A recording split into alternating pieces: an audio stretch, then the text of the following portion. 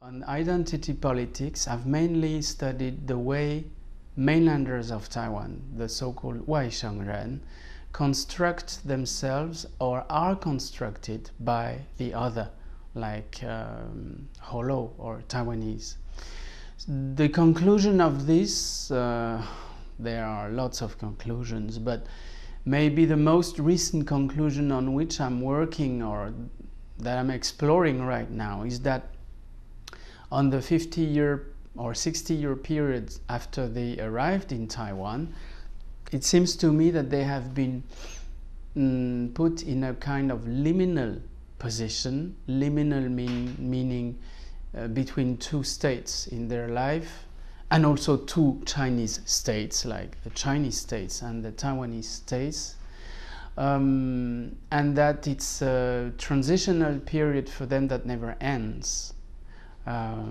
So I use concepts like liminality or Taiwan tropism to qualify their progressive adaptation, which in theory doesn't pose any problem.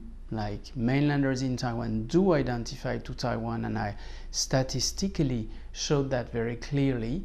But on a concrete level, when they have to vote, then the principle of reality comes back, and then they have to make a choice. And as some of my colleagues have shown, most of them, a vast majority of them, vote for mainlander candidates or for the Kuomintang, which means that the theoretical plurality of their identifications instantly disappears in a kind of group reflex to vote for the Kuomintang, which is not what happens among the Holo people, and which invalidates the theory of a Holo nationalism in Taiwan, because if the Holo were voting along ethnic lines, then there would be no Kuomintang in Taiwan anymore since a long time.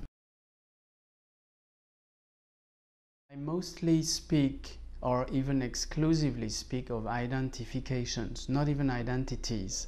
Identities are something which we reify only by saying this word, and that is very difficult to analyze. But what is possible to analyze and very interesting is the phenomena of identifications that people feel or do or have for potential objects of identification, like China, Taiwan, Taiwan being a part of China or not a part of China, whatever. Your point is a very common understanding of the situation of mainlanders in Taiwan, thinking that, well, they basically don't exist anymore as a distinct ethnic group or population or community because of intermarriages. In fact, intermarriages have started long ago, decades ago already in Taiwan, and that has been studied very well. But academic research, unquestionable research, shows first that even sons and daughters or children of mixed weddings still have a very polarized voting behavior, and the voting behavior that mimics most of the time the political positions of the father. Second, the thing is that in general, when you discuss with mainlanders, and we should distinguish between first, second, and third generation mainlanders, because their positions are sometimes quite different, we always feel that in general, when you talk about how do they feel with Taiwanese, most of the time they feel okay, no problem. But when you start to talk about all what is sensitive, the future of Taiwan, the nature of the republic, not democratic values because they are very well shared across the political lines, but the nature of the Chinese regime. Well, not this issue, because there is a general rejection and the general trend to see China as an enemy now. But other issues like the Green Government, teng-hui, shui-bian, de-sinicization, which is a word that is very exaggerated, or all what has to see with the reform of textbooks, the use of Holo way in the public sphere, political commemorations, the image of Changjieshi, everything that is linked to the traditional battery of political myths and symbols, well, you can feel immediately that even young mainlanders have a very distinct identity, different from the main Taiwanese, the Zhuliu, the mainstream of Taiwanese people. So they do exist in terms of political opinions and political values, not only in terms of political voting. Then I don't mean that they are an ethnic group or that they have a community of view on all these very crucial issues. All of my work has shown the opposite. I'm just saying that there is no community of view, but there is definitely a distinct population, and not only in the eyes of the other, which is called ascription, but in their own eyes, what we call self-ascription. I apply it to the mainlanders because liminality shows that you're in a situation, a transitional situation, and usually in traditional human societies, what anthropologists have seen is that when you have a transitional period between two states of your life, the traditional culture of the group has invented what we call rites de passage, rites of passage, 过渡仪式. And the thing is that for mainlanders in Taiwan, there are no rites of passage because the Green government, who of course promotes the idea of including them in a new Taiwan nation, and it is wrong to say that they excluded them, because when you look at the intellectual programs of nation building in Taiwan by the Greens since the late 70s, mainlanders have consistently been considered as having to be included into this new community, or nothing could be done, because that's true. Nothing could be done without them. The problem is that the Greens have constructed like those rites of passage, like reminding them that Holoway would never be the official language, and that we would remain using, we would go on using 国语 as the 通用语言 in Taiwan. And you know who said that? Not Ma Ying-jeou, not Jiang Jingguo, not even Li Teng-hui, but Chen Shui-bian. The Chen Shui-bian, who is often accused of being an extremist in terms of Taiwan's nationalism, which he has never been. So the Greens have invented that kind of rites of passage to help them adapt, like Li Teng-hui proposing them to become a member of this new Taiwanese nation. They did propose that. But the problem is that the mainlanders have been seeing or interpreting these propositions as an attempt to make them part of another nation which was not theirs. And they were right. But they were wrong in considering that they were excluded from the new projects. On the contrary, they were included by definition by this project, but this project was simply running against their deep beliefs that their nation was China.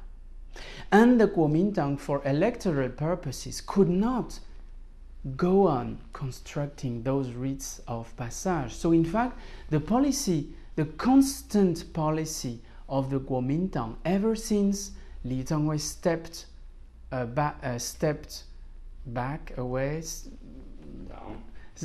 down as a president and Zhuxi of the Kuomintang, has been to deconstruct those rites of passage. And I would say that it has even started before Li Teng-hui stepped down. It has started precisely when Ma Ying-jeou was elected Taipei mayor, and when his cultural policy at the mayor, at the city hall, was to reinforce Chinese culture and traditional Zhonghua Wenhua in Taipei. And so that was the start of the process, and we could realize that mainlanders had every reasons to go on adapting to Taiwan, and we don't expect them to vote for independence necessarily, but all the political game, democracy's debate, and the political necessity to distinguish one's party from another deconstructed those rites that helped them to adapt. And so in the end they are stuck in an endless liminal period which has a name, an identity crisis. And to add something about this vagueness of the issue, the difficulty to express how they can posit themselves between so many different objects of identifications and at a different level, like an identification both through Taiwan and China, but objects that would not be at the same level, like a local a regional identity and a national identity. To express this difficulty, I used a concept, the concept of tropism, that has been used in 1939 onwards by Nathalie Sarraute, a French writer, and she wrote a book called Tropism, which explores those, I would say in today's words, identifications, but she used other words, identifications that are situated at the border of consciousness, that you kind of know already, but you don't go beyond the line because you're afraid it burns, or because somebody tells you, well, 小心会烫到, be careful, it will burn, and then you believe it.